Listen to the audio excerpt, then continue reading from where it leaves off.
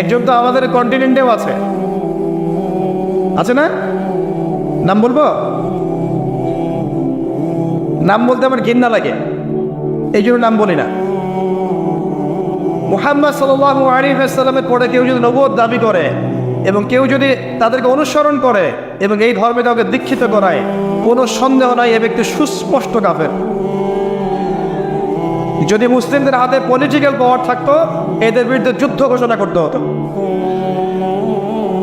কিন্তু আফসোস, এখন আমাদের হাতে সেসব ক্ষমতা নাই। যাদের হাতে আছে তারা এই বিষয়গুলো খুব একটা বোঝে না, কারণ ধর্ম আর রাজনীতি তা আলাদা করে ফেলেছে। ধর্ম একদিকে, পলিটিক্স আরেক দিকে। আপনি পলিটিক্যাল লাইফে পলিটিক্স করবেন আর ধর্মীয় লাইফে আপনি ধার্মিক থাকবেন। এটা আমাদের এখন নতুন একটা তত্ত্ব। চলতে থাক, দেখা যাক কতদিন পর্যন্ত এগুলো চলতে পারে। আল্লাহ রাব্বুল আলামিন ওয়াদা করেছেন যে একজন নবী আসবেন, একজন নবী আসবেন, অচিরেই একজন নবী আসবেন দুইজন ফেরেশতার কাঁধে ভর দিয়ে। সিরিয়ার দামেস্কে সাদা মসজিদের মিনারের উপরে তার চুল দিয়ে টকটক করে পানি পড়তে থাকবে, তার গায়ে একটু হলুদ রঙের জামা থাকবে, চুলগুলো থাকবে ব্রাউন কালারের, সিল্কি চুল, ব্রাউন কালারের। তিনি হচ্ছেন নবী ঈসা আলাইহিস সালাম, মারিয়াম আলাইহিস সালামের সন্তান নবী ঈসা আলাইহিস সালাম, যাকে ওয়ামা কাতালুহু ওয়ামা সালাবু। ইহুদিরা যতই বলুক তারা তাকে হত্যা করে নাই, তারা তাকে ক্রুশবিদ্ধও করে নাই, বাল রাফাআহুল্লাহু ইলাইহি, বরং আল্লাহ তাকে তার কাছে তুলে নিয়েছেন। সুবহানাল্লাহ। এবং তিনি তাকে পাঠাবেন কি জন্যে? কারণ শেষ জামানায় ঈসা ইবনে মারিয়াম এই জেরুজালেম থেকে সারা বিশ্বকে শাসন করবেন এই কারণে। এবং তার হাতে আল্লাহ রাব্বুল আলামিন মসিহুদ দাজ্জালকে হত্যা করাবেন। একজন নবী, এর হাতে বিশ্বের ইতিহাস শেষ হবে, অন্য কারো হাতে শেষ হবে না। এই বিশ্বের ইতিহাসটা শেষ হবে একজন নবীর হাতে। যতক্ষণ না তিনি আসছেন, যতক্ষণ না সারা ওয়ার্ল্ডে তিনি ইসলামী খেলাফা পুনরায় কায়েম করছেন, ততক্ষণ কিয়ামত হবে না ইনশাআল্লাহ। একদম টেনশন করেন না, কিয়ামত হবেই না যতক্ষণ উনি আসছেন না ইনশাআল্লাহ আযজা ওয়া জাল্লা। তাই এভাবেই যাবে, ঈসা ইবনে মারিয়ামের হাতে পুরো বিশ্বের ক্ষমতা থাকবে ইনশাআল্লাহ। তিনি সবচেয়ে বড় ক্যারেক্টার শেষ জামানার। আর তার অনেক আগেই ইমামুল মাহদী ইন্তেকাল করবেন, অনেক আগেই ইমামুল মাহদী ইন্তেকাল করবেন। ঈসা ইবনে মারিয়াম থাকবেন 40 বছর, তিনি ইসলামী শাসন কায়েম করবেন পুরো বিশ্বে। এটা হবে কত সালে, কত বছর পর, কত শতাব্দী পর আমরা কেউ জানি না। মাল মাসউলু আনহা বিআ'লাম মিনাস সাইল, অনেকটা এমন আমরা জানি না এটা কবে হবে, এক্স্যাক্টলি কোন সালে। কিন্তু কিয়ামতের আলামতগুলো যেভাবে একটার পর একটা আসছে, একটার পর একটা আসছে, এতে মনে হচ্ছে দূরদর্শিতার সাথে যে সময় বেশি বাকি নেই। একটা বিষয়ের আলামত প্রকাশ পেলে মানুষ বুঝতে পারে না যে একটা বিষয় করতে যাচ্ছে। একজনের ক্যান্সার হয়েছে মনে করে, নাউজুবিল্লাহ, ক্যান্সার হয়েছে, সে অসুস্থ হয়েছে, আস্তে আস্তে আরেকটু অসুস্থ হচ্ছে, তারপর আরেকটু অসুস্থ হচ্ছে, এক পর্যায়ে লাস্ট স্টেজে চলে গেছে। তখন ডাক্তার বুঝতে পারে না যে এনার হাতে বেশি সময় নেই। কথা বোঝা যায়? যখন এমনভাবে সাইনগুলো একটার পর একটা আসতে থাকে, আমরা অনুমান করে ফেলি না, একটা এস্টিমেট করি না যে সম্ভবত সময় বেশি নাই, এই ব্যক্তি বেশি দিন বাঁচবে না হয়তো বা, শেষ স্টেজে আছে, ক্যান্সার ধরা পড়েছে, সে একদম শয্যাশায়ী, মৌতের আলামত প্রকাশ পাচ্ছে। তাহলে কি আপনি বলতে পারবেন না যে তার সময় হয়তো বা সন্নিকটে চলে এসেছে? এটা বলা কি গায়েব জানা হলো? এটা গায়েবের খবর বলা হলো? এটা আপনার দূরদর্শিতা, এটা আপনার হিকমা, আপনার প্রজ্ঞা, আপনার দূরদর্শিতা, আপনার বাসীরা। তো এই বাসীরার চর্চা করা কি নাজায়েজ? আমরা হাদিসটা শেষ করি, তারপর দেখবেন নবী সাল্লাল্লাহু আলাইহি ওয়াসাল্লাম কি করেছেন। আমি বলতে চাচ্ছি, বিশ্ব এখন যে অবস্থা আছে, আস্তে আস্তে আলামতগুলো আরও বাড়বে এবং শেষটা হবে একজন নবীর হাতে, যিনি এই পৃথিবীকে শাসন করবেন, একজন বাদশাহ হিসেবে শাসন করবেন। একজন নবী হবেন এই বিশ্বের শেষ রাজনীতিবিদ। আপনি কি বলছেন? রাজনীতি এক জিনিস আর ধর্ম এক জিনিস। একজন নবী হবে এই বিশ্বের শেষ পলিটিশিয়ান, দেখে নিয়ে। তার নাম কি? নবী ঈসা ইবনে মারিয়াম। ও ওয়ার্ল্ড ব্যাংক কিছুই করতে পারবে না তাকে, ইউনাইটেড নেশনস তার কোনো ক্ষতি করতে পারবে না, ওই ন্যাটো তার কোনো ক্ষতি করতে পারবে না, ওই ইসরায়েল তার কোনো ক্ষতি করতে পারবে না, পশ্চিমা সবাই একত্রিত হয়ে ওর কোনো ক্ষতি করতে পারবে না ইনশাআল্লাহ তাআলা। আল্লাহ পাক তাকে মদদ করবে, সাহায্য করবে। কে আছে তাকে ঠেকাবে? কে আছে তাকে ঠেকাবে? কেউ নাই। তো এটা হবে ইনশাআল্লাহ। ওই সময় কারা বেঁচে থাকবে আল্লাহু আ'লাম। আমার মনে হয় না আমরা সেই সময় বেঁচে থাকবো। আমার মনে হয় না যে আমরা ওই সময় বেঁচে থাকবো, ইল্লা মাশাআল্লাহ। এটার জন্য অনেক সময় পড়ে আছে। আমরা অন্যদিকে আসি। আসেন, এখানে একটা বিষয় আপনাকে ক্লিয়ার করা হলো যে কোরআন এবং হাদিস ইসলামের মূল মানদণ্ড। এটার উপর 5টা পিলার দাঁড়িয়ে আছে: সালাত, তার আগে তাওহীদ এবং সুন্নাহ, যাকাত, রমাদানের সওম এবং হজ। এটাকে নিয়ে একটি ইসলাম দিন, কমপ্লিট কোড অফ লাইফ, জীবনের সব ক্ষেত্রে সমাধান আছে। এর বাইরে অন্য কোনো দিন তালাশ করলে জাহান্নামে যাবে। অন্য সব ধর্ম নিয়ে একটা নতুন ধর্ম বানালে জাহান্নামে যাবে। ইসলাম যেভাবে আছে এভাবেই বুঝতে হবে, নবীর বুঝ অনুযায়ী, সাহাবে কেরামের বুঝ অনুযায়ী। এর বাইরে কোনো নতুন বুঝ চালু করলেও বাতিল হবে, গণ্য হবে না। মানে আমিরা আমালান লাইসা আলাইহি আমরুনা ফাহুয়া রাদ। কেউ যদি ইসলামের নামে নতুন কোনো তন্ত্রমন্ত্র চালু করে যার পক্ষে আমাদের কোনো দলিল নাই, সেটা প্রত্যাখ্যাত নবী সাল্লাল্লাহু আলাইহি ওয়াসাল্লাম বলেছেন। এবার আসেন দ্বিতীয় প্রশ্ন। এই ব্যক্তি প্রশ্ন করছেন, কোন ব্যক্তি? ওই যে সাদা পোশাক, কালো চুল, হাঁটুর সাথে হাঁটু লাগিয়ে বসে আছেন, যাকে আরবের কেউ দেখে নাই, নতুন মুখ মনে হচ্ছে। এবার তিনি প্রশ্ন করছেন, ইয়া মুহাম্মদ, বলেন সাল্লাল্লাহু আলাইহি ওয়াসাল্লাম, আখবিরনি আনিল ঈমান, আমাকে ঈমান সম্পর্কে বলুন। নবীজি বলছেন, আল ঈমান, ঈমান হচ্ছে আন তুমিনা বিল্লাহ, তুমি আল্লাহর প্রতি বিশ্বাস করবে 1, ওয়া মালাইকাতে, ফেরেশতা মণ্ডলীর প্রতি বিশ্বাস করবে 2, ওয়া কুতুবিহি, আসমানি কিতাব সমূহের প্রতি বিশ্বাস করবে 3, ওয়া রুসুলিহি, সমস্ত নবী রাসূলের প্রতি বিশ্বাস করবে, এটা 4, 5, ওয়াল ইয়াউমিল আখির, পরকালের প্রতি বিশ্বাস করবে 6, ওয়াল কদরি খায়রি ওয়া শাররি, তাকদীরের ভালো মন্দের প্রতি বিশ্বাস করবে। ঈমানের পিলার কয়টা ভাই? কয়টা? সুবহানাল্লাহ, 5টা হলো। আমার সাথে বলেন, 1 নম্বর কি? আল্লাহর প্রতি 2 নম্বর বলেন মালায়েকার প্রতি বিশ্বাস, 3 নম্বর ভুলে গেছে, আসমানি কিতাব সমূহের প্রতি বিশ্বাস, 4 নম্বর রাসূলগণের প্রতি ঈমান, 5 নম্বর ওয়াল ইয়াউমিল আখির, মানে কি? পরকালের প্রতি ঈমান, 6 নম্বর ভাগ্য, তাকদীরের ভালো মন্দের প্রতি ঈমান। মনে থাকবে? ঈমানের পিলার 6টা। কয়টা? 6টা। ইসলামের পিলার কয়টা ছিল? 5টা। এই 6টা পিলারকে আবার 3টা কাজ করতে হবে। কয়টা কাজ? 1 নাম্বার তাসদীক বিল জিনান, আপনাকে অন্তর থেকে বিশ্বাস করতে হবে, এগুলোকে অন্তর দিয়ে বিশ্বাস করতে হবে। আব্দুল্লাহ বিন উবাই মুনাফিকের মতো মুখ দিয়ে স্বীকৃতি শুধু নয়, অন্তর দিয়ে বিশ্বাস করতে হবে। তারপরে ইকরার বিল লিসান, আপনাকে মৌখিক স্বীকৃতি প্রদান করতে হবে। 2, 3 নাম্বার হচ্ছে ওয়াল আমালু বিল আরকান, আপনাকে কাজে বাস্তবায়ন করতে হবে। তাহলে ঈমানের 6 পিলারকে কি করব? 3 কাজ করব। কয় কাজ? 3 কাজ। 1 নাম্বার অন্তরে বিশ্বাস, 2 নাম্বার বলেন মুখে স্বীকৃতি, 3 নাম্বার কাজে বাস্তবায়ন। কেউ যদি বলে আমি মনে বিশ্বাস করি, আমার নামাজ না পড়লেও চলবে? কেউ যদি বলে আমি মনে অনেক বিশ্বাস করি, যাকাত না দিলেও চলে, আমার চলবে? অনেকে তো এখন এমনও বলে যে আমার নামাজ, রোজা, হজ, যাকাত কিছুরই দরকার নাই, আমি মারিফাতের উচ্চ আসনে পৌঁছে গেছি, বলে না? আছে না এরকম ভণ্ডপীর? আছে না? সাবধান, ঈমান আমল হারাবেন না। ওয়া'বুদ রাব্বাকা হাত্তা ইয়াতিয়াকাল ইয়াকিন, নবী সাল্লাল্লাহু আলাইহি ওয়াসাল্লামকে বলা হয়েছে শেষ পর্যন্ত, মউত আসার আগ পর্যন্ত তুমি আল্লাহর ইবাদত করতে থাকো। আর এখন এক শ্রেণীর মানুষ বলছে নামাজ, রোজা, হজ, যাকাত আমাদের লাগে না, সাধারণ মানুষের লাগে। আমরা তো পৌঁছাই গেছি জায়গা মতো। কোথায় পৌঁছাই গেছেন ভাই? সুবহানাল্লাহ। তো 3টা কাজ করাই জরুরি। অন্তরে বিশ্বাসও যেমন করতে হবে, মুখে স্বীকৃতি দিতে হবে, এবং কাজে বাস্তবায়ন করতে হবে। আল্লাহ পাক তৌফিক দান করুন, আমিন। কাজে বাস্তবায়ন করতে গিয়ে আপনার দ্বারা ভুল ত্রুটি হতে পারে, কবিরা গুনাহ হতে পারে।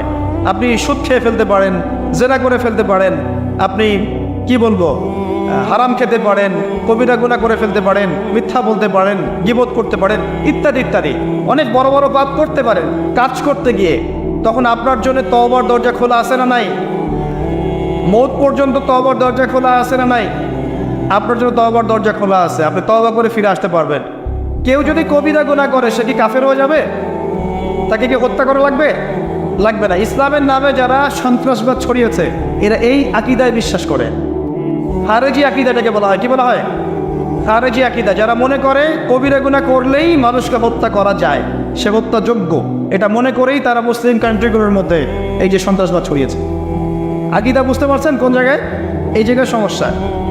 আহলে সুন্নাহ ওয়াল জামাতের আকীদা হচ্ছে কবিরা গুনাহ করলেই কোনো ব্যক্তি কাফের হয়ে যায় না, বরং সে ব্যক্তি ফাসিক বা জালেম হতে পারে, তার তওবার দরজা খোলা আছে, শেষ পর্যন্ত তওবা করতে পারবে ইনশাআল্লাহ। কোন অবস্থায় তার মৌত হবে সেটা আল্লাহ দেখবেন, আমার জাত করার কোনো দরকার নাই। আছে? কোনো দরকার নেই। আল্লাহ পাক আমাদেরকে বোঝার তৌফিক দান করুন, আমিন। এটা 2 নম্বর প্রশ্ন। রাত অনেক গভীর হচ্ছে, আমি অল্প করে আলোচনা করবো ইনশাআল্লাহ, একটু অপেক্ষা করেন। 3 নম্বর প্রশ্নে চলে আসেন। এই ব্যক্তি প্রশ্ন করছেন 3 নম্বর। কোন ব্যক্তি ভাই?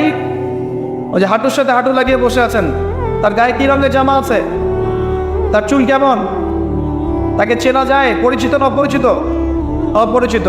তিনি তৃতীয় প্রশ্ন করছেন, ইয়া মুহাম্মদ সাল্লাল্লাহু আলাইহি ওয়াসাল্লাম আখবিরনি আনিল ইহসান, আমাকে ইহসান সম্পর্কে বলুন। ইহসান কি জিনিস এই সম্পর্কে আমাকে বলেন। এবার আমাদের নবীজি বলছেন, আল ইহসান, ইহসান হচ্ছে আনতা আবুদাল্লাহা কাআন্নাকা তারা। খুব ভালো করে বোঝেন এই জায়গাটা। আনতা আবুদাল্লাহা কাআন্নাকা তারা, তুমি এমন ভাবে আল্লাহর ইবাদত করবে যেন তুমি আল্লাহকে দেখতে পারছো। কথা কি বুঝতে পারছেন? তুমি এমন ভাবে আল্লাহর ইবাদত করবে যেন তুমি আল্লাহকে দেখতে পারছো, মানে আল্লাহ কনসিয়াসনেস। আপনি নামাজ পড়ছেন, মনে মনে চিন্তা করছেন আল্লাহ আমাকে দেখছেন। আপনি ব্যবসা করতে বসেছেন, মাপছেন, ওজন দিচ্ছেন, একটু কম বেশি দেওয়ার সুযোগ আছে, কাস্টমার দেখছেন আপনাকে, কিন্তু আপনি চিন্তা করছেন আল্লাহ আমাকে দেখছেন। আপনি কি বুঝতে পারছেন কি বুঝতে পারছেন? আপনাকে একটা বিল পাস করতে দেওয়া হয়েছে, আপনার সুযোগ আছে এখানে দুর্নীতি করার, আপনাকে টেবিলের তল দিয়ে টাকাও দেওয়া হয়েছে, আপনি নেওয়ার আগে চিন্তা করছেন যে আল্লাহ আমাকে দেখছেন।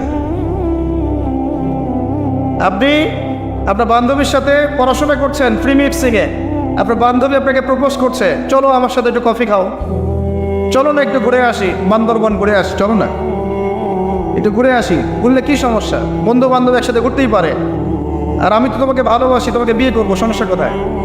তাই না ভাই? তখন আপনি চিন্তা করছেন যে আল্লাহ আমাকে দেখছে, আল্লাহ আমাকে দেখছে। আপনার সামনে সুযোগ আছে সুদের টাকা খাওয়ার, আপনি চিন্তা করছেন যে আল্লাহ আমাকে দেখছে। সামনে আপনার জমি আছে, আপনি তামাক লাগাবেন না কলা চাষ করবেন, এখন তামাক লাগার দিকে চিন্তা করছেন আল্লাহ আমাকে দেখছেন। আমি কি বুঝাতে পারছি ভাই? এইভাবে প্রতিটা কাজ করা যে আল্লাহ আমাকে দেখছেন, এই চেতনার নাম হচ্ছে ইহসান। কিনা এটা অনেক উচ্চ পর্যায়ে। এই পর্যায়ে গেলে মানুষ আল্লাহর মারিফত পেয়ে যায়, এই পর্যায়ে গেলে মানুষ আল্লাহকে পেয়ে যাবে ইনশাআল্লাহ তাআলা। যেমন একজন মানুষ প্রতিটা কাজে ফিল করবে যে আল্লাহ আমাকে দেখছেন। এই যে আপনি রোজা রাখবেন, খাবেন না, পানাহার করবেন না, বাথরুমে গিয়ে পানি খেতে পারেন না, কেউ দেখবে? কেন খান না? কি জন্য খান না? মনে করেন না যে আল্লাহ আপনাকে দেখছেন? এইটাই হলো ইহসান, যে আপনি চিন্তা করছেন আল্লাহ আমাকে প্রতিটা কাজেই দেখছে। আপনি আল্লাহ বিরুদ্ধে কোনো কাজ করতে পারি না, আল্লাহ আমাকে দেখছেন। আমি কারোর প্রতি জুলুম করতে পারি না, আল্লাহ আমাকে দেখছেন। বোনের সম্পত্তি আত্মসাৎ করতে পারি না আমি, আল্লাহ আমাকে দেখছেন। নামাজ না পড়ে আমি বাসায় ঘুমিয়ে থাকতে পারি না, আল্লাহ আমাকে দেখছেন। যাকাত না দিয়ে আমি থাকতে পারি না, আল্লাহ আমাকে দেখছেন। রোজা না রেখে আমি থাকতে পারবো না, আল্লাহ আমাকে দেখছেন।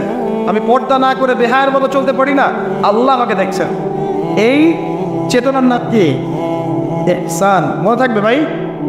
নবীজি বলছেন আনতা আবুদুল্লাহা কাআন্নাকা তারাহু ওয়া ইন লাম তাকুন তারা। আর তুমি যদি আল্লাহকে সচক্ষে দেখতে না পারো, কারণ আল্লাহকে তো দুনিয়ার চোখ দিয়ে দেখা সম্ভব না, এটা মনের চোখ দিয়ে ফিল করা যে আল্লাহ আমার কাছে আছে। যদি তুমি আল্লাহকে দেখতে না পারো তাহলে জেনে রেখো ওয়া ইন লাম তাকুন তারা ফাইন্নাহু ইয়ারা, যে আল্লাহ পাক তোমাকে দেখছেন। এই চেতনা লালন করো। আমরা অনেক চেতনার কথা বলি না, এখন সবচেয়ে বড় এবং গুরুত্বপূর্ণ চেতনা হচ্ছে আল্লাহর চেতনা, আল্লাহর অস্তিত্বের চেতনা। আল্লাহ আমাকে দেখছেন, এই চেতনা, এটা যথেষ্ট জান্নাতে যাওয়ার জন্য।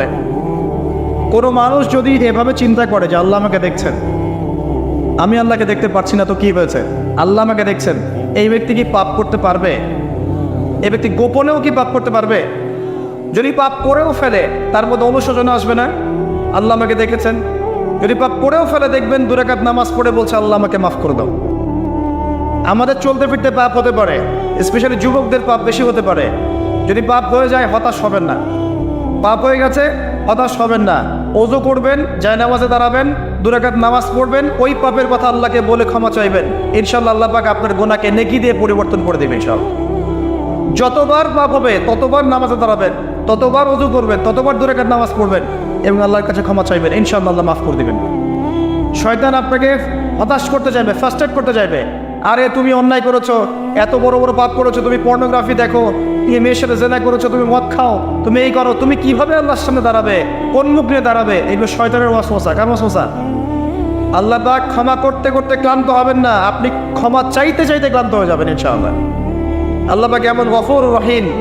এক ব্যক্তি 99টা খুন করেছে, কয়টা? 99টা খুন করে এক আলেমের কাছে গিয়ে বলেছে যে আমার কি তওবা হবে? সে বলেছে না, তওবা হবে না। সে বলেছে কি তওবা হবে না। সে আলেম ছিল না, সে আবেদ ছিল। আবেদ মানে ইবাদত করতে বেশি বেশি, খুব বেশি জ্ঞান ছিল না। আমাদের মতো আমরা কিন্তু ইবাদত বেশি করি, জ্ঞান খুব কম। তো সে ছিল আবেদ, সে বলেছে না তওবা হবে না। তো ও বেটারেও কোপ দিয়ে 100টা খুন করে ফেলেছে, 100 ফিল আপ। এবার সে চিন্তা করছে যে আমি কি করব। আরেকজন আলেমের কাছে গিয়ে বলছে আমি 100টা খুন করেছি, তওবা হবে? এই আলেম সত্যিকারের আলেম ছিলেন, তিনি বলেন হ্যাঁ তওবা হবে, তুমি ইস্তেগফার করো এবং এই এলাকা থেকে চলে যাও, অন্য এলাকায় গিয়ে থাকো, অন্য একটা এলাকায় গিয়ে থাকো, এখানে তোমার স্মৃতি জড়িত আছে, অন্য জায়গায় হিজরত করে গিয়ে থাকো। তো সে ব্যক্তি চলে গেল, যাওয়ার পথে তার মৃত্যু হয়ে গেছে। আল্লাহ পাকের ফেরেশতা চলে এসেছে, আযাবের ফেরেশতা এবং জান্নাতের ফেরেশতা, তারা নিজেদের মধ্যে এখন তর্ক করছে কে রূহটা নেবে, আত্মাটা কে নেবে। ওই যে রূহ কাকে বলে, সায়েন্সকে জিজ্ঞাসা করেন, সায়েন্সের প্যান্ট খারাপ হয়ে যাবে, রূহ কাকে বলে উত্তর দিতে গিয়ে। এখন আল্লাহ পাক এই বান্দাকে মাফ করতে চাচ্ছেন। তিনি কি করলেন? আল্লাহ পাক কৌশল করলেন। তিনি বললেন জমিনটা মেপে দেখো, ফেরেশতারা তোমরা জমিন মেপে দেখো, সে যেখান থেকে বের হয়েছে সেখানকার দূরত্ব বেশি না যেখানে যাচ্ছিল ওখানকার দূরত্ব বেশি। এবার আল্লাহ পাক জমিনকে আদেশ করলেন এই জমিন তুমি লম্বা হয়ে যাও। জমিন আল্লাহর আদেশ শোনে না, এই পাহাড় আল্লাহর আদেশ শোনে না, শোনে। পাহাড়ে যা হচ্ছে, আল্লাহ রাব্বুল আলামিনের গজব চলে আসলে এই পাহাড় দেখবেন মানুষের উপর গজব ফেলবে ইনশাআল্লাহ তাআলা। সমুদ্রের কিনারে যা হচ্ছে আমরা দেখে আসলাম যে নগ্নতা অশ্লীলতা চলছে, যখন আল্লাহ পাকের গজব আসবে দেখবেন সমুদ্র ভাসিয়ে দিবে সবাইকে দেখে নিয়েছে। আল্লাহর আদেশ যখন চলে আসবে প্রকৃতি আল্লাহর কথা শুনবে। জমিনকে আল্লাহ বললেন লম্বা হয়ে যাও, জমিন লম্বা হয়ে গেল। এবার ফেরেশতারা মেপে দেখলো সে যেখানে যাচ্ছিল ওর পরিমাণটা বেশি। আল্লাহ পাক বললেন ওকে মাফ করে দাও, ওকে মাফ করে দেওয়া হল। 100 খুন করেছে, কতক্ষণ? এটা বলে আপনাকে আমি খুন করতে উৎসাহিত করছি না, কথা কি বুঝতে পারছেন? আমি আপনাকে খুন করতে উৎসাহিত করছি না। আমি বলছি আল্লাহ পাকের দয়া এত প্রশস্ত যে আপনি পাপ করলে হতাশ হবেন না, হতাশ হয়ে যাবেন না। এমন অনেক পাপ করে ফেলেছে আল্লাহ মাফ করবেন না, এমন চিন্তা করবেন না। আরেক ব্যক্তির ঘটনা আছে, এগুলো কিন্তু গল্প না, এগুলো বনী ইসরাঈলের কাহিনী, সত্যিকারের ঘটনা। আরেক ব্যক্তি এত বেশি পাপ করেছে যে নিশ্চিত যে আমি মারা গেলে জাহান্নামে যাব। এখন সে মওতের আগে তার সন্তানদেরকে বলছে যে আমি মারা গেলে আমার লাশটাকে পুড়িয়ে ফেলবা, লাশটা পুড়িয়ে ফেলে অর্ধেক ছাই বাতাসে ভাসিয়ে দিবা, অর্ধেক ছাই সাগরে ভাসিয়ে দিবা, অর্ধেক ছাই বাতাসে উড়িয়ে দিবা, অর্ধেক ছাই সাগরে ভাসিয়ে দিবা। সন্তানরা তাই করলো। আল্লাহ পাক সাগরকে বললেন ছাই জমা করে দাও, বাতাসকে বললেন ছাই জমা করে দাও। এরা ছাই জমা করে তাকে আবার পুনরুত্থিত করা হলো। এবার আল্লাহ জিজ্ঞাসা করছেন তুমি এই কাজটা কেন করেছিলে, বলো এই কাজ তুমি কেন করেছো? সেই ব্যক্তি বলছে মিন খাশিয়াতিকা ইয়া রাব্বি, হে আল্লাহ আমি তোমার ভয়ে এই কাজটা করেছি। আর তুমি আল্লাহ খুব ভালো করেই জানো যে আমি তোমার ভয়ে করেছি না অন্য কোনো কারণে করেছি। আল্লাহ পাক বললেন তুমি আমার ভয়ে যদি করে থাকো আমি তোমাকে মাফ করে দিলাম। একজন ব্যভিচারী নারী, প্রস্টিটিউট বোঝেন, পতিতা বোঝেন, পতিতা বা যৌনকর্মী যে শব্দগুলো বোঝেন? আচ্ছা, এটা তো এখন একটা প্রফেশন হয়ে গেছে, তাই না? মানুষ এটাকে একটা প্রফেশন হিসেবে নিয়েছে না, আউযুবিল্লাহ। যখন এগুলো বেশি বেশি বাড়তে থাকবে সমাজে মহামারী ছড়াবে। আমার মাস্ক ভাইরাস ঠেকাতে পারবে না তো। অশ্লীলতা বন্ধ করতে হবে, বেহায়াপনা বন্ধ করতে হবে, জেনা বন্ধ করতে হবে, তারপরে ভাইরাস কমবে ইনশাআল্লাহ। হাদিসে স্পষ্ট, যখন একটা কমের মধ্যে, কম বলতে এখন পুরো বিশ্বকে বোঝানো যায়, পুরো বিশ্বই একটা কম, গ্লোবাল ভিলেজ। যখন একটা জায়গার মধ্যে জেনা বেড়ে যায়, নোংরামি বেড়ে যায়, মদ পান করার প্রবণতা বেড়ে যায়, অশ্লীলতা বেড়ে যায়, জেনা বেড়ে যায়, এই যে ধর্ষণ বেড়ে যায়, ব্যভিচার বেড়ে যায়, অবৈধ যৌন সম্পর্ক বেড়ে যায়, তখন আল্লাহর পক্ষ থেকে এমন এমন আযাব আসে, এমন এমন রোগ আসে যেগুলো কখনো মানুষ নামও শোনে নাই। সমকালীন প্রেক্ষাপটটা মিলান, দেখবেন যে সারা বিশ্বে কিভাবে জেনা বেড়েছে।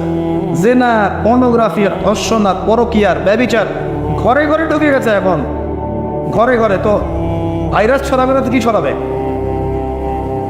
কোরআন এবং সুন্নাহর আলোকে যদি আপনি পরিপূর্ণ জীবনযাপন করেন, বেশি বেশি কোরআন তেলাওয়াত করেন, আশা করা যায় আপনি কিছুটা হলেও সুস্থ থাকতে পারবেন ইনশাআল্লাহ। তবে একটা কথা মনে রাখবেন, যখন চতুর্দিকে ফিতনা, ফাসাদ এবং ফাসাদ, ফিতনা এবং আল্লাহর গজব ছড়িয়ে পড়ে, তখন ভালো মানুষরাও বাঁচতে পারবে না। বরং ভালো মানুষদেরকে আল্লাহ পাক আগে আগে সরাই দিবেন। তুমি মেয়ে একা একা ভালো ছিলা, মানুষকে তুমি ভালো কাজে আদেশ করো নাই কেন, অসৎ কাজে নিষেধ করো নাই কেন, তুমি আগে ধ্বংস হও, ওকে আগে ধ্বংস করে দিবে আল্লাহ পাক। আল্লাহ পাকের সুন্নাত এরকমই। যাই হোক, যেটা বলছিলাম, এক মহিলা এরকম প্রস্টিটিউট ছিল, পেশাবৃত্তি করে সংসার চালাতো, জীবন চালাতো। একদিন চলতে পড়তে দেখলো একটা কুকুর পানি পান করার জন্যে তৃষ্ণার্ত অবস্থায়, তার প্রায় মৃত্যু হয় না অবস্থা। তখন সেই মহিলা তার মোজাটা খুলে একটা কূপের নিচে নামিয়ে দিয়ে সেখান থেকে পানি উঠানো, উঠিয়ে এই কুকুরকে পানি পান করানো। আল্লাহ পাক এই ব্যভিচারী মহিলাকে এই কুকুরকে পানি পান করানোর ওসিলায় মাফ করে জান্নাতে দিয়ে দিয়েছে। আমি এই কথাটা বোঝাতে চাচ্ছিলাম যে পাপ হয়ে গেলে, চলতে পথে ইমান নিয়ে চলতে পথে গিয়ে পাপ হয়ে গেলে হতাশ হবেন না। ওযু করবেন, নামাজে দাঁড়াবেন, ক্ষমা চাইবেন, আবারও শুরু করবেন। পারবেন না ইনশাআল্লাহ? আল্লাহ পাক তৌফিক ইনায়াত করুন, আমিন। এরপরে ওই ব্যক্তি 4 নম্বর প্রশ্ন করছে, আমরা এদিকেই আসছি শেষের দিকে। এবার 4র্থ প্রশ্ন সে ব্যক্তি করছে যে আখবিরনি আনিস সাআহ, হে মুহাম্মদ সাল্লাল্লাহু আলাইহি ওয়াসাল্লাম, আমাকে কিয়ামত সম্পর্কে বলুন। সাআহ মানে হচ্ছে কিয়ামত, আমাকে কিয়ামত সম্পর্কে বলেন। এবার নবীজি বলছেন, মাল মাসউলু আনহা বিআ'লাম মিনাস সাইল। নবীজি বলছেন সাল্লাল্লাহু আলাইহি ওয়াসাল্লাম, যে প্রশ্ন আপনি করেছেন এই ব্যাপারে প্রশ্নকারী উত্তরদাতা উভয়ের জ্ঞানী সমান, কেউ কারো চেয়ে বেশি জানে না। মানে কেউই জানে না কবে কিয়ামত হবে, এটা তিনি বোঝাতে যাচ্ছেন। এবার সেই ব্যক্তি আরো একটা প্রশ্ন করছে, ফাখবিরনি আন আমারাতিহা। যদি আপনি এক্স্যাক্টলি বলতে না পারেন কোন দিন কিয়ামত হবে, তাহলে অন্তত এতটুকু বলেন যে কিয়ামতের আলামতগুলো কি কি, যেটা আপনারা প্রশ্ন করতেছেন, আবার যেটা আপনাকে আমি টপিক দিয়েছেন, কিয়ামতের আলামতগুলো কি কি, এটা প্রশ্ন করেছেন এই ব্যক্তি নবী সাল্লাল্লাহু আলাইহি ওয়াসাল্লামকে। এবার আল্লাহ রাসূল সাল্লাল্লাহু আলাইহি ওয়াসাল্লাম এই হাদিসের মধ্যে মাত্র 2টা আলামত বলেছেন। কয়টা? মাত্র 2টা আলামত, কিন্তু শত শত আছে। নবীজি মাত্র 2টা বলেছেন, জীবনের শেষের দিকের হাদিস এটা। 1 নাম্বার তিনি বলেছেন, ওয়ান তালিদাল আমাতু রাব্বাতুহা। যখন তোমরা দেখবে, হে মানব জাতি, যখন তোমরা দেখবে যে দাসী তার মনিবকে জন্ম দিচ্ছে, দাসী তার মালিককে জন্ম দিচ্ছে, দাসী তার মালিককে জন্ম দিচ্ছে, আপনি কি কিছু বুঝলেন দাসী কেমন করে তার মালিককে জন্ম দিবে? কিভাবে দিবে? দাসী কিভাবে তার মালিককে জন্ম দিতে পারে? কয়েকটা ব্যাখ্যা আছে, আমি 3টা ব্যাখ্যা আপনাকে বলছি। 1 নম্বর ব্যাখ্যা হচ্ছে, এটা হচ্ছে উল্টা বোঝানো হচ্ছে, উল্টা। দাসী মনিবকে জন্ম দেয় না সচরাচর। শেষ জামানায় কিয়ামতের আগে আগে সমাজের ন্যায় অন্যায়, ভালো মন্দ, হক বাতিল ইত্যাদির মানদণ্ড উল্টে যাবে। মানুষ ন্যায়কে মনে করবে অন্যায়, অন্যায়কে মনে করবে ন্যায়। মানুষ সত্যকে মনে করবে মিথ্যা, মিথ্যাকে মনে করবে সত্য। সত্যবাদীকে বলবে মিথ্যাবাদী, মিথ্যাবাদীকে বলবে পরম সত্যবাদী। খেয়ানতকারীকে বলবে আমানতদার, আমানতদারকে বলবে চরম খেয়ানতকারী। সমাজের অবস্থা এমন হয় নাই? সুবহানাল্লাহ। এটা হচ্ছে আখিরুজ জামানের কোন সাইনের জন্য অপেক্ষা করছেন? এগুলাই। আনতালিদাল আমাতু রাব্বাতুহা, এটা একটা ব্যাখ্যা। আরেকটা ব্যাখ্যা হচ্ছে পিতা মাতার সাথে দাস দাসীর মতো আচরণ করা হবে। এটা হচ্ছে না এখন? এটাও শেষ জামানের হাদিসে এসেছে যে মানুষ সম্পত্তির জন্য পিতাকে হত্যা করবে, সন্তান সম্পত্তির জন্য মাকে হত্যা করবে, ভাই ভাইকে হত্যা করবে, বোন বোনকে হত্যা করবে, এবং প্রতিবেশী প্রতিবেশীকে হত্যা করবে। এই পরিস্থিতি নাই ভাই? দেখতে পান না চারপাশে? এগুলো দেখার জন্য কি খুব বেশি ডিগ্রি সার্টিফিকেটের দরকার আছে? অনেক বড় আলেম হওয়ার দরকার আছে? 2 চোখ দিয়ে দেখতে পারেন না? পিএইচডি করার দরকার আছে? আপনি এমনি বুঝতে পারবেন, যদি আপনার মধ্যে সামান্য পরিমাণ দূরদর্শিতা থাকে আপনি বুঝতে পারবেন। এটাই হচ্ছে সমাজের সিচুয়েশন। যেই মায়ের পায়ের নিচে জান্নাত, সেই মাকে এখন সম্পত্তির জন্য হত্যা করা হয়। যেই বাবার সন্তুষ্টিতেই সন্তানের জান্নাত, ওই বাবাকে বৃদ্ধাশ্রমে রেখে আসা হয়। ওই যে লাইভে এসে আত্মহত্যা করে যায় আমাদের, সুবহানাল্লাহ সুবহানাল্লাহ। যেই বাবা মা সারাটা জীবন নিজে খেয়ে না খেয়ে সন্তানকে লালন পালন করে, শেষ বয়সে সেই বাপ মাকে দেখার কেউ থাকে না। নিজে যখন হাঁটতে পারতো না, বাবা ওর হাত ধরে হাঁটায়। বাবা যখন হাঁটতে পারে না, বাবার হাতে একটা লাঠি ধরা দেয়, ও হাত ধরে হাঁটাতে পারে না। সন্তান হিসেবে আমরা এখন অপদার্থ, নোংরা প্রজন্ম, এই যে বুদ্ধি প্রতিবন্ধী টিকটক প্রজন্ম, না জানে বাপের সম্মান, না জানে মায়ের সম্মান, না জানে বাপ কি জিনিস, না জানে মা কি জিনিস। যাদের বাবা মা নাই তারা জানে বাবা মা কি জিনিস।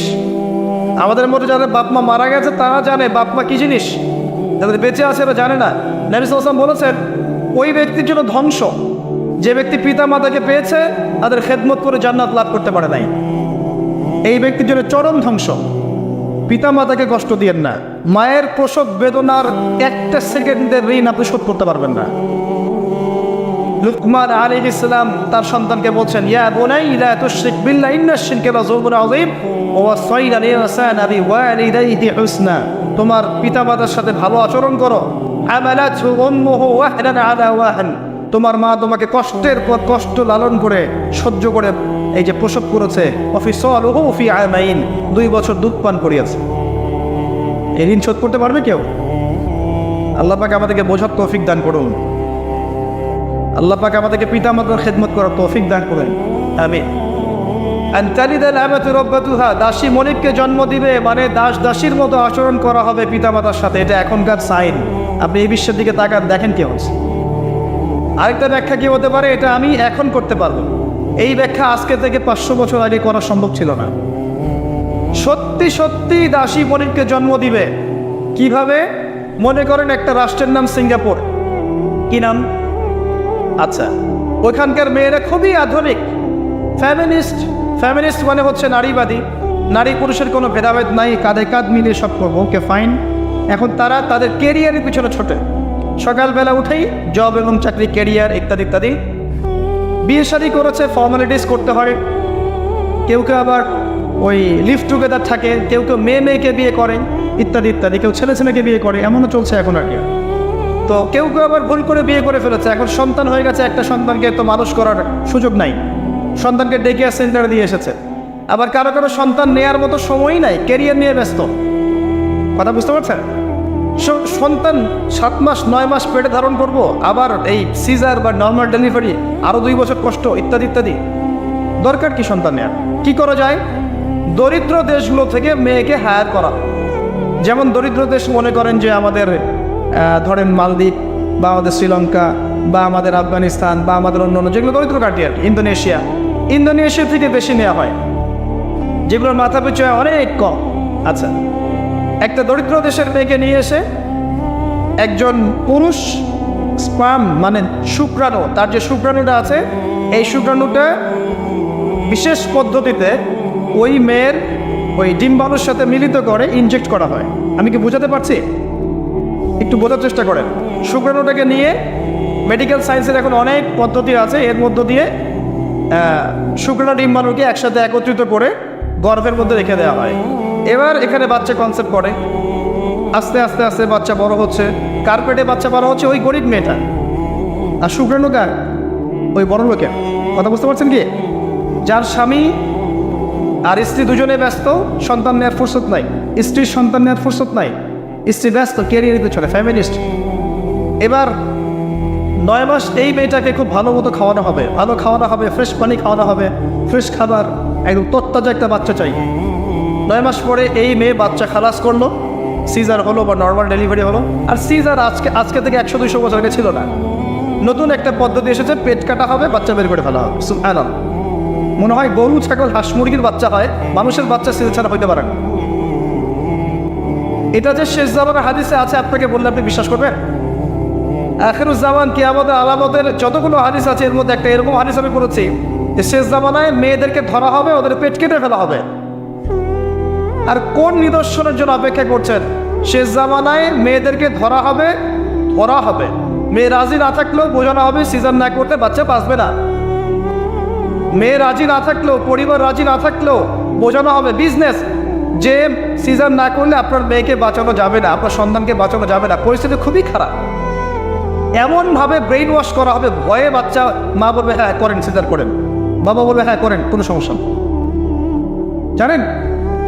এবং এর পিছনে লাখ টাকা, 2 লাখ টাকা, 5 লাখ টাকা নির্দ্বিধায় খরচ করা হবে। বিজনেস, টোটাল বিজনেস একটা। ক্রিটিক্যাল অবস্থা এক জিনিস, আর নর্মালি সবাই গণহারে স্বীকার করছে আরেক জিনিস। এটা টোটালি একটা ব্যবসা এবং পুরো মানব জাতিকে ধ্বংস করার প্ল্যান এটা। জুলুম, মেয়েদের ব্যাপারে জুলুম। শেষ জামানে হাদিস এসেছে যে আখিরুজ জামানে মেয়েদেরকে ধরা হবে, মানে মেয়েরা ধরা দিবে না, ধরা হবে, ধরা হবে, পেট কেটে ফেলা হবে, এর ভিতরে যা আছে ওকে বের করে ফেলা হবে। স্পষ্ট টাটকা হাদিস। কেউ দলিল চাইলে আমাকে নক করেন, আমি দিব দলিল সব। কোন সময়ের জন্য অপেক্ষা করছেন? এই সিজারিয়ান এই ট্রেডিশনটা আজকে থেকে 50 বছর আগে ছিল। আপনার দাদিরা কি এভাবে সন্তান জন্ম দিয়েছে? তাদের 11টা বাচ্চা হইতো, 12টা 15টা বাচ্চা হইতো, আর আমার একটা দুটাতেই সিজার লাগে। গরু ছাগলের বাচ্চা হয়, আমাদের বাচ্চা হইতে পারে না? সুবহানাল্লাহ, সুবহানাল্লাহ। ইভেন আমার ক্ষেত্রে এমন হয়েছে। 12 ঘন্টার মধ্যে না করলে আপনার ওয়াইফকে বাঁচানো যাবে না। বললাম ওয়াইফ বাঁচবে, নর্মালি হবে, নর্মালি করবে। আমি যাই না মাঝে দাঁড়ানো, আলটিমেটাম সময় দিচ্ছে যে সময়ের আগে হবে না, সময় এটা পার হয়ে গেলে সিরিয়াস অবস্থা, মারা যেতে পারে, মরবে না, এভাবেই হবে, করেন। এভাবেই হয়েছে, এভাবেই হয়েছে। কি সমস্যা? মানুষকে ভয় দেখানো হয়। আমি কথাটা এই জন্য বললাম যে যারা পুরুষ আছেন আপনারা এবং যারা সন্তানের বাবা হচ্ছেন, আপনারা আপনাদের স্ত্রীদের জীবনটাকে এভাবে ধ্বংসের মুখে ঠেলে দিয়ে না, ওদের কাছে জুলুম করেন না। আল্লাহ পাক প্রাকৃতিক নিয়ম দিয়েছেন, এভাবেই বাচ্চা হবে ইনশাআল্লাহ। ক্রিটিক্যাল অবস্থা এক জিনিস, একটা ক্রিটিক্যাল সিচুয়েশন হয়েছে, তখন আপনি করতে পারেন, সেটা আলাদা বিষয়। নর্মালি এমন একটা ট্রেডিশন বানাচ্ছেন কেন? অনেক পরে সিজন কি দরকার আছে? আশ্চর্য একটা ব্যাপার, আশ্চর্য। এরপরে দেখবেন আরো 2 বছর তাকে এই বোঝা বয়ে বেড়াতে হয়। যাই হোক, হাদিসের মধ্যে আসেন, এই যে বাচ্চাটাকে জন্ম দিল এই মেয়েটা, গরিব মেয়েটা, এবার এই মেয়েটাকে কিছু ডলার দেওয়া হলো। তুমি 9 মাস গর্ভধারণ করেছো, তোমাকে পারিশ্রমিক দেওয়া হলো, বাচ্চা তো আমাকে দাও, তুমি বিদায় নাও। এই মেয়ে পারিশ্রমিক নিয়ে চলে আসলো। এখন এই যে বাচ্চাটা জন্ম নিল, এই বাচ্চাটা কার বাচ্চা? দাসীর না মনিবের? কার শুক্রাণু আছে? এই হচ্ছে হাদিসের ব্যাখ্যা। এখন পড়তে পারবেন আপনি ব্যাখ্যা। আজকে থেকে 500 বছর আগে এই ব্যাখ্যা করতে পারতেন না, কারণ এই ফিতনা 500 বছর আগে ছিল না। এই যে দাসী তার মনিবকে জন্ম দিয়ে চলে গেল। নবী সাল্লাল্লাহু আলাইহি ওয়াসাল্লাম 1400 বছর আগে বলেছেন এমন একটা সময় আসবে দাসী মনিবকে জন্ম দেবে। চিন্তা করেন, আর কতটুকু সময় বাকি আছে আপনার হাতে, আপনিই ভাবতে দেখেন। আমি তো বেশি বললে সমস্যা, হজম হয় না কিছু মানুষের। খালি চোখ কান বন্ধ করে খাও দাও, ঘুমাও, 5 ওয়াক্ত নামাজ পড়ো, ব্যাস এনাফ। যখন সমস্যা আসবে তখন দেখা যাবে, এমন ভাব মানুষের। আর মনে করেন যে চাঁদ এবং পৃথিবী আছে একটা এই যে গ্রহণের মধ্যে। এখন অন্য একটা গ্রহাণু আসছে, পৃথিবীর দিকে ধেয়ে আসছে। অনেক সময় দেখা যায় না খবরে, ধেয়ে আসছে গ্রহাণু, দেখা যায় না? ধরেন ধেয়ে আসছে এবং বিজ্ঞানীরা নিশ্চিতভাবে বললো যে আগামী 10 বছরের মধ্যে এটা লেগে যাবে, আগামী 10 বছরের মধ্যে এটা পৃথিবীতে এসে পড়বে, বা 10 ঘন্টা পর পড়বে, বা 10 মাস পর পড়বে, এমনটা বলে দিল বিজ্ঞানীরা। এখন আপনি কি করবেন? আচ্ছা, যখন আসবে তখন দেখা যাবে, এত ব্যস্ত হওয়ার কিছু নাই, ঘুমাও, খাও, ফুর্তি করো, যেমন দিনকাল যাচ্ছে যাক, কোনো সমস্যা নেই। এখন আরেক দল মানুষ চিন্তা করছে ওই গ্রহাণুটাকে কীভাবে সরিয়ে দেওয়া যায়, সরিয়ে দিয়ে পৃথিবীকে কেমন করে বাঁচানো যায়। কারা বেশি স্মার্ট? ওরা সরানোর চেষ্টা করে না, ওরা বলে যে আমরা সরিয়ে দেবো, ওখানে ধ্বংস করবো, ইত্যাদি ইত্যাদি। আর কেউ বলছে আচ্ছা আসুক, দেখা যাবে, সমস্যা নেই, মরতেই তো হবে, একদিন আসবে, সমস্যা কি। চমৎকার। তো এই যে একটা বুদ্ধিবৃত্তিক পরাজয়, এর ফলশ্রুতিতে আগামীর প্রস্তুতি নিতে পারবে না মানুষ। সাহাবায়ে কেরাম রাদিয়াল্লাহু আনহু মসজিদে বসে একটা বিষয় নিয়ে কথা বলছেন। নবী সাল্লাল্লাহু আলাইহি ওয়াসাল্লাম পাশ দিয়ে যাচ্ছেন, জিজ্ঞাসা করলেন তোমরা কি নিয়ে কথা বলছো? সাহাবীরা বলছেন আমরা আলামতুস সাআ নিয়ে কথা বলছি ইয়া রাসূলুল্লাহ, আমরা কিয়ামতের আলামত নিয়ে কথা বলছিলাম। সাহাবীরা কথা বলছেন কিয়ামতের আলামত নিয়ে, তাদের কোনো দরকার আছে কথা বলার? তারা তো জান্নাতে যাবেন সার্টিফিকেট প্রাপ্ত, তাদের কোনো দরকার আছে এগুলো চর্চা করার? তারা চর্চা করছেন, আলামত দিয়ে কথা বলছেন। নবীজি বললেন শোনো, 10টা আলামত না আসা পর্যন্ত কিয়ামত হবে না, এত টেনশন নিও না। 10টা আলামত না আসা পর্যন্ত কিয়ামত হবে না। দাজ্জাল, ঈসা ইবনে মারিয়াম, ইয়াজুজ মাজুজ, আপনার দাব্বাতুল আরদ, আপনার তিনটা ভূমিকম্প ইত্যাদি ইত্যাদি, এরকম 10টা আলামত আসবে, তারপর কিয়ামত। তো সাহাবীরা যে বসে বসে কথা বলছেন কিয়ামত নিয়ে, তারা কি বুঝতেন না যে কি করা লাগবে ইসলামের জন্য, কি করা লাগবে না? নাকি আমি বেশি বুঝি? তারা কি জন্য কথা বলছিলেন? কারণ তারা আগামীর প্রস্তুতি যাতে গ্রহণ করতে পারেন। কেউ যদি মৃত্যুর আলোচনা করে, পরকালের আলোচনা করে, শেষ জামানের কথাবার্তা বলে, আলোচনা করে, এটা কি এই কারণে যে মানুষ হতাশ হয়ে বসে থাকবে? নাকি এই কারণে বরং তারা আরও উজ্জীবিত হোক এবং সময়টাকে কাজে লাগাক, আগামীর দিনগুলোকে ইবাদত করে কাটিয়ে দেয়? কোনটা উদ্দেশ্য? উদ্দেশ্য কোনটা? কিছু মানুষকে বোঝানো যায় না, কারণ লাহুম কুলুবুন লা ইয়াফকাহুনা বিহা, কলব আছে উপলব্ধি করে না। ওয়া লাহুম আযানুন লা ইয়াসমাউনা বিহা ওয়া লাহুম আ'য়ুনুন লা ইবসিরুনা বিহা উলাইকা কাল আনআম বাল হুম আদাল ফাউলাইকা হুমুল গাফিলুন। আমার আগের যে লেকচার ছিলেন এই আয়াতটাকে তেলাওয়াত করেছেন না? শুনে আমি শুনছিলাম ওখান থেকে। তো এই ব্যক্তি জিজ্ঞাসা করছেন কিয়ামতের সাইড আলামত বলেন, নবীজি দুইটার মধ্যে একটা বললেন, এটা দাসী তার মনিবকে জন্ম দিবে, যেটা আপনি এখন দেখতে পাচ্ছেন। 2 নাম্বার তিনি বলছেন, লিসেন, এই হাদিসে এটাই লাস্ট। 2 নাম্বার তিনি বলছেন, ওয়ান তারাল হুফাতাল উরাতাল আলাতা রিয়াশ শাই ইয়াতাতাওয়ালুনা ফিল বুনিয়ান।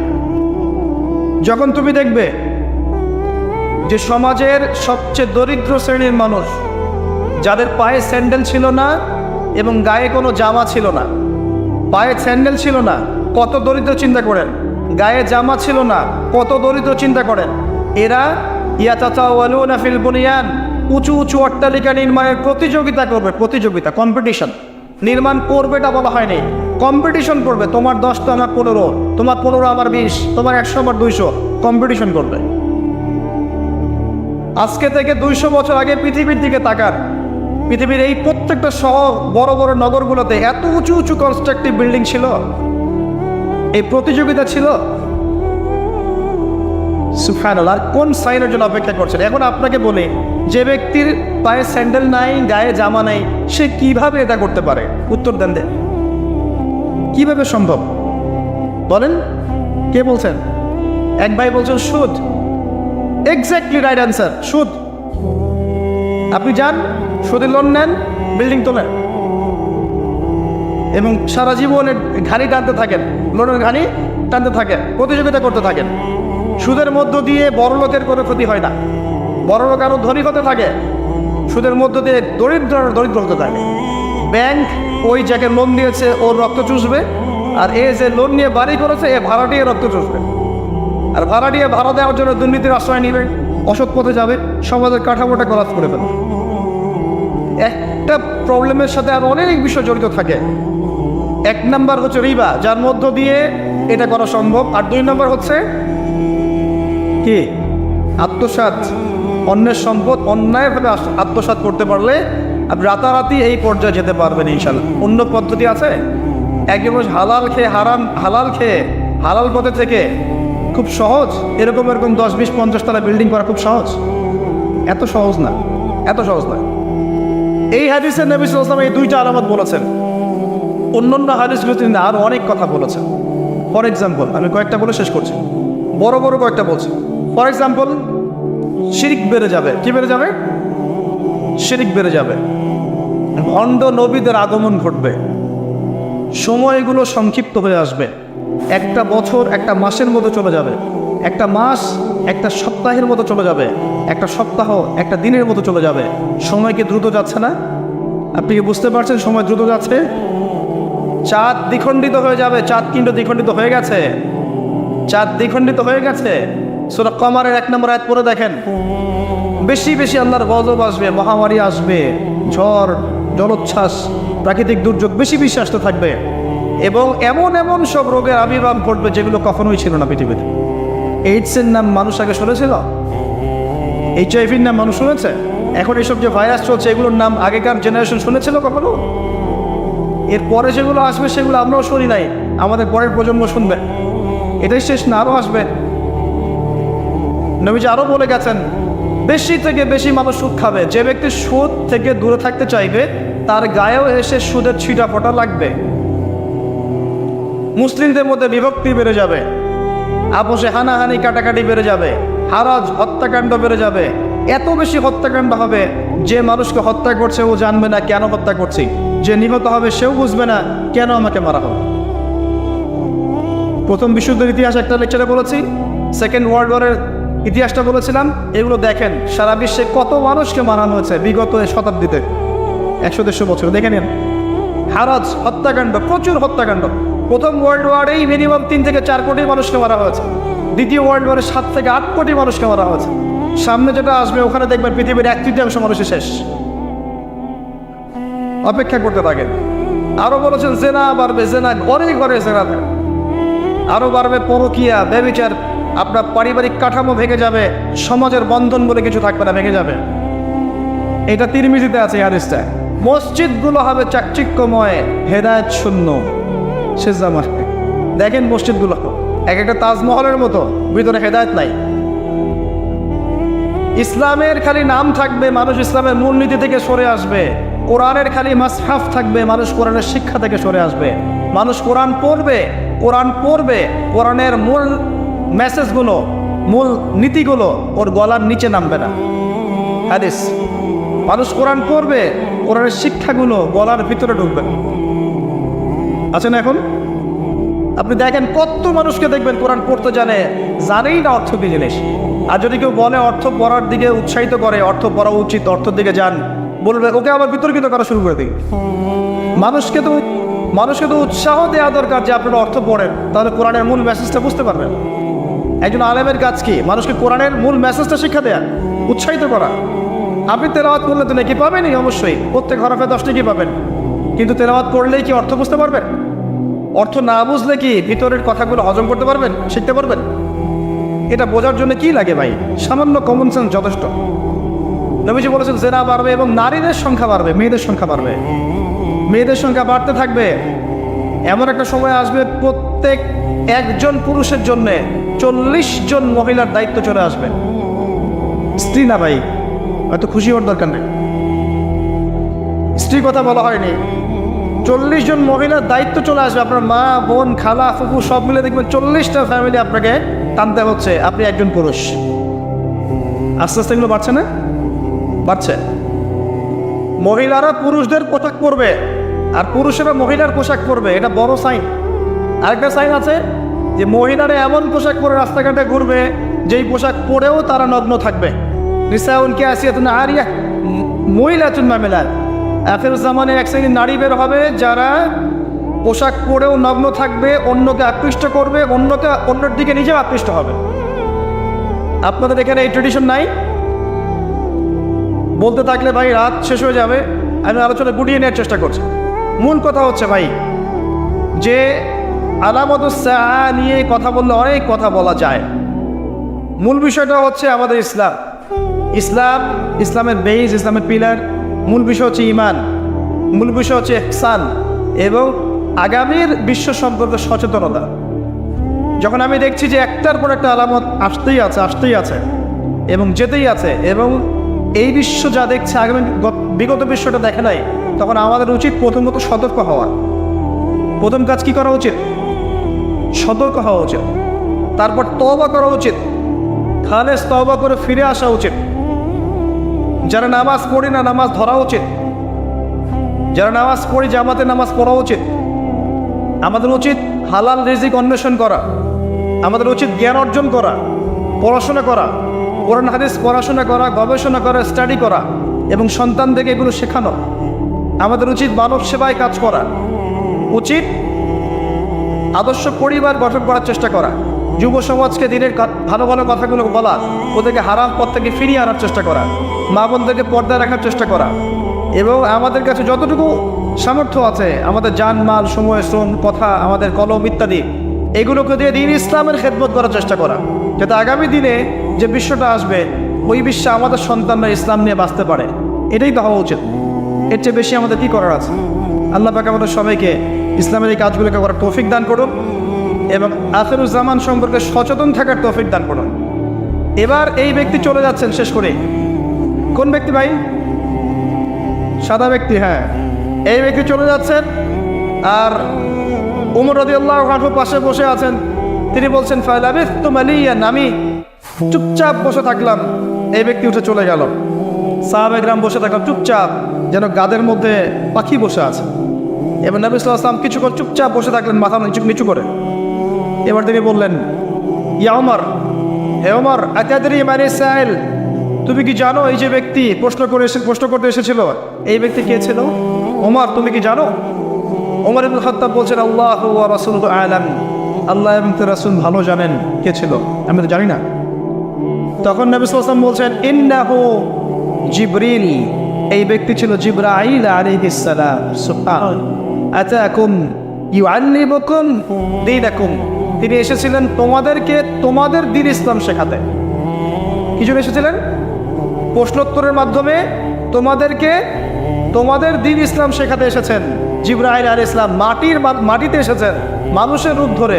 পৃথিবীতে ইতিহাসে একবারই তিনি জনসমক্ষে এসেছেন, সবার সামনে মানুষের রূপ ধরে। অন্য সময় জনসমক্ষে আসেন নাই। নবী সাল্লাল্লাহু আলাইহি ওয়াসাল্লামের কাছে একা এসেছেন, কিন্তু সবার সামনে পাবলিকলি একবার এসেছেন। এই হাদিসটার নাম হাদিসে জিবরিল। মিশকাতে আছে, সহিহ মুসলিমের মধ্যেও আছে, 2 নম্বর এবং 9 নম্বর হাদিস দেখে নিয়েন। আল্লাহ পাক শেষ জামানার এই ফিতনাময় পরিবেশে ঈমান আমলে চলার জন্যে আমাদেরকে জ্ঞান, আমাদেরকে আমল, আদর্শ পরিবার, হালাল রিজিক এবং তাজকিয়া, আত্মশুদ্ধি আল্লাহ পাক আমাদেরকে দান করুন।